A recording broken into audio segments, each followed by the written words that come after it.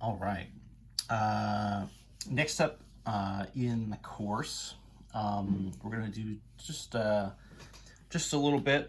We're just going to kind of crack the door and poke our head into the differential equations room.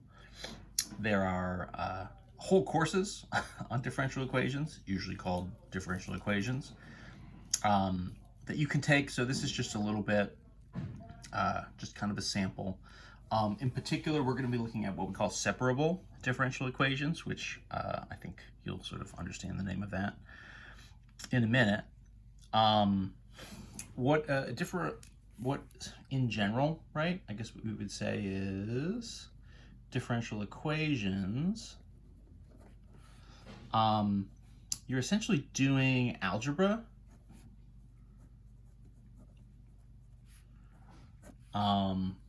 With sort of functions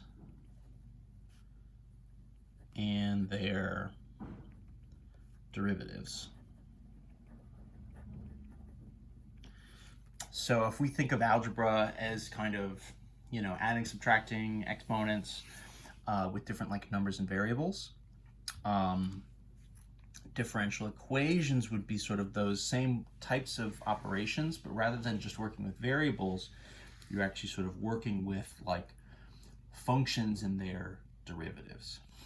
So you could have something like 3 times the second derivative of y, minus y is equal to 0, right? Or you could have something like,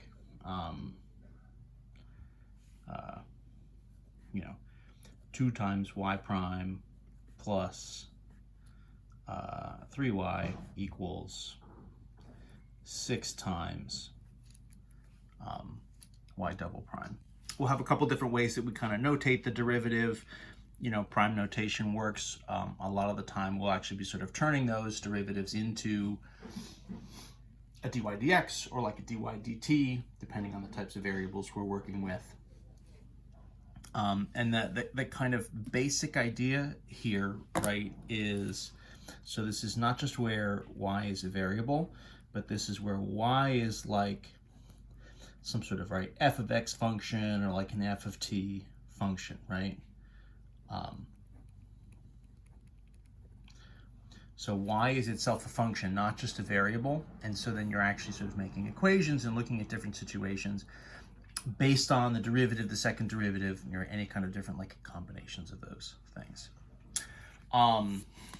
There's a lot of different applications sort of out in the real world. We're sort of brushing up against something that has some real world applications.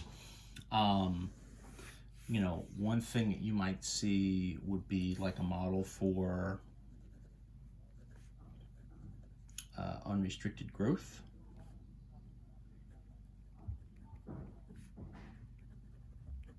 What we'd maybe think of as sort of exponential growth. Right, so that,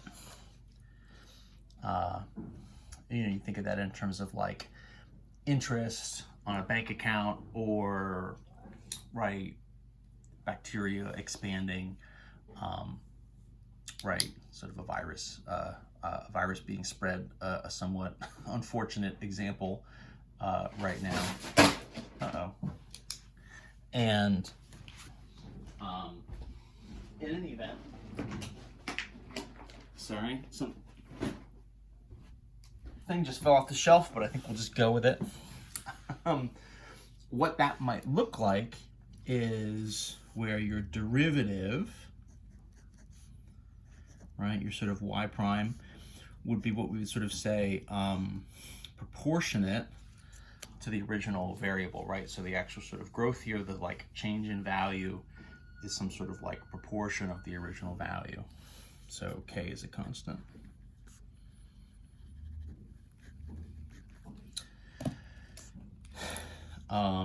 For instance, right, maybe we've got y prime is like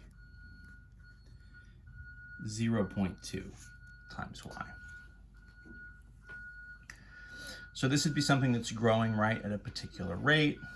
right, are sort of like rates of change. You're having a sort of like,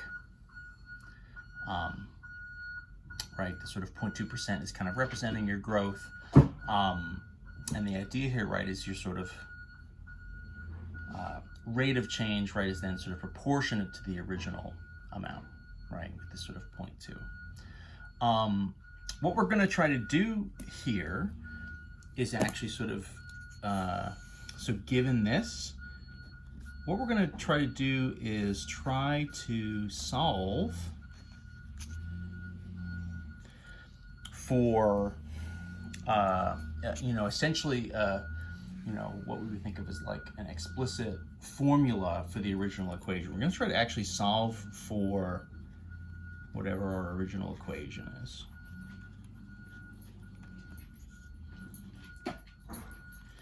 So we'd like to have sort of a y equals, and obviously not just something as simple as, y equals y prime divide by 0.2. That's kind of clearly, I hope, not what we're after.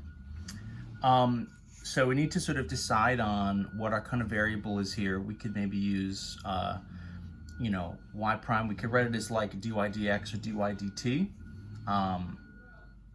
If this is a growth thing, maybe this is sort of a growth over time, so maybe the variable here is t. So let's consider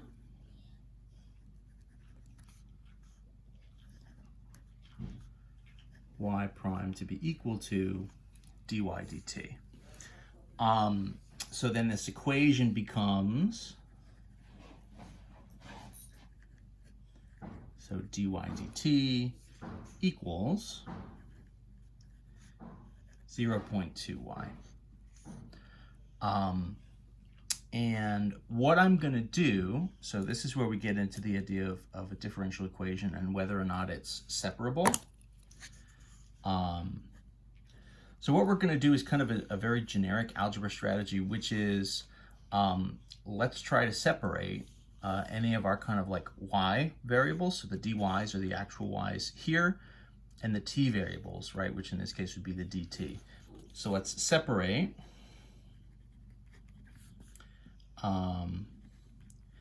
any y's to one side and any t's to the other. So a differential equation will be separable and so therefore kind of solvable in the way that we're about to do. If we can kind of split it in this way, so gathering kind of all of the y's to one side and y's with the dy, right, and then sort of any sort of t variables with the dt. This is kind of a simple enough one that we're not, sometimes you'll see versions of this where you actually would have y primes and y's and t's sort of all mixed together. That's not what we have here. This is a little bit cleaner.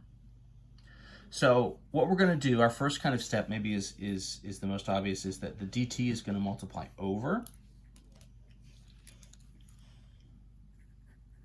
So dy for us would be sort of 0.2y, and then the dt is going to come over.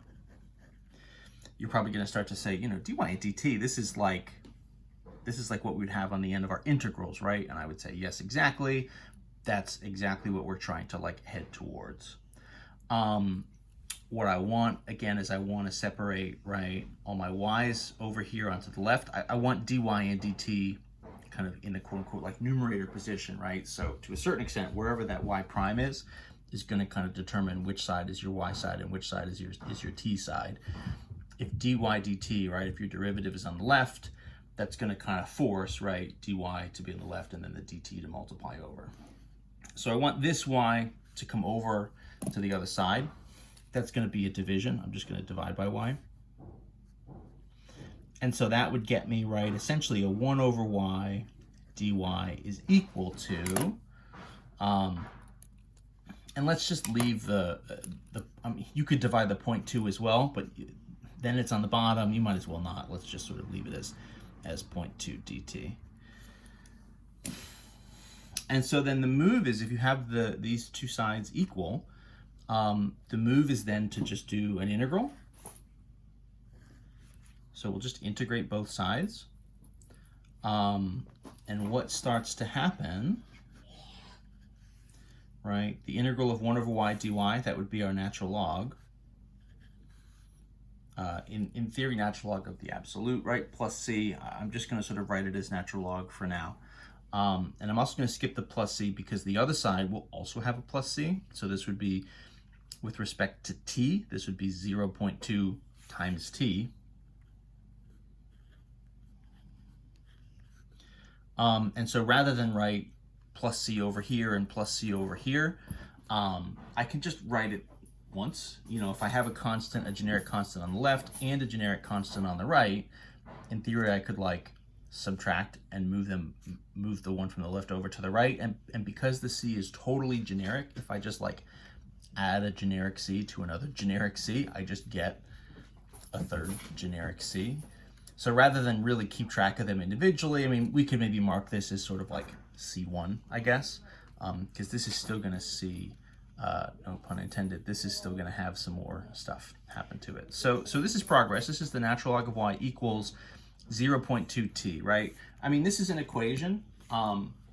This is in some sense what we would call maybe an implicit version of this equation. It's not solved for like y equals, but it is an equation that's like in terms of y and t. What we're going to do to take this from what we would call an implicit to like an explicit version of the equation is solve for the y. How do I get rid of a natural log? Well, the idea is you raise everything to the e.